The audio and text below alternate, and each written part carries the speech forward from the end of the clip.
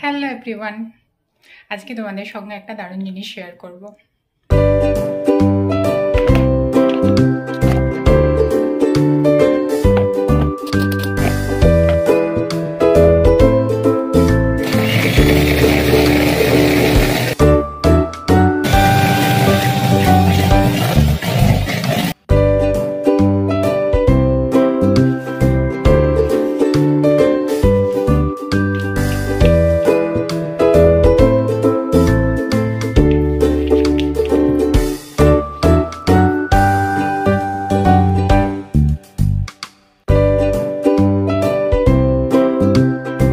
স্কুলে কালকে একটা